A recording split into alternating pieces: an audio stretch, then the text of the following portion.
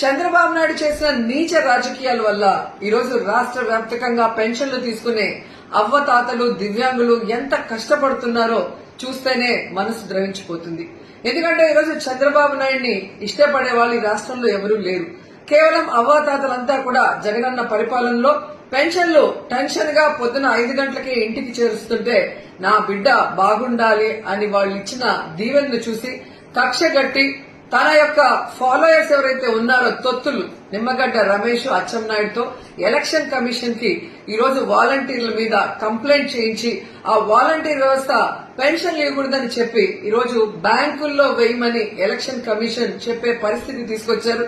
దానివల్ల ఎండల్లో దాదాపుగా 45 పైన ఉంది, 46, 47 డిగ్రీస్ లో ముసలోళ్లు ఈరోజు బ్యాంకుల దగ్గర పడికాపులు కాస్తుంటే దాంట్లో కొంతమంది మరణిస్తుంటే నిజంగా చాలా బాధేస్తుంది, ఏడుపొస్తుంది. కానీ చంద్రబాబు నాయుడికి మనసు అనేది లేదు. ఎంతటి రాజకీయాన్ని నీచంగా అయినా చేయగలడు, ఎంత కుటిలంగా అయినా చేయగలడని తనకి పిల్లనిచ్చిన మామని వెన్నుపోటు పొడిచినప్పుడే మనకు అర్థమైంది.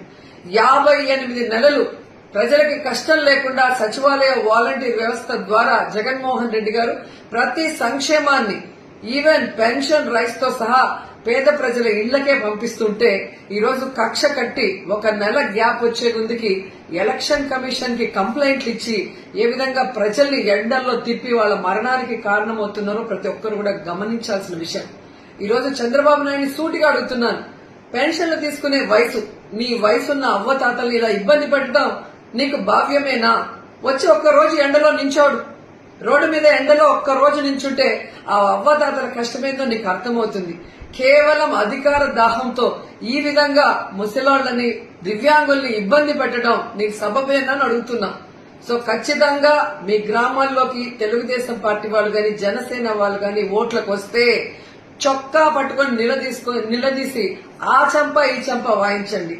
రాబోయే ఎన్నికలు మే 13 జరిగే ఎన్నికల్లో మిమ్మల్ని ఎంత ఇబ్బంది పెట్టినా ఆ చంద్రబాబు నాయుడిని, ఆ బీజేపీని, ఆ యొక్క జనసేనని తరిమి కొట్టండి అని కూడా ప్రతి ఒక్కరిని కూడా కోరుకుంటున్నాను. జగనన్న ఉంటేనే అన్ని ఇంటికి వస్తాయి, అందరూ సంతోషంగా ఉంటారు, సుఖంగా ఉంటారు, ఏ కష్టం లేకుండా పేదవాళ్ళందరూ కూడా.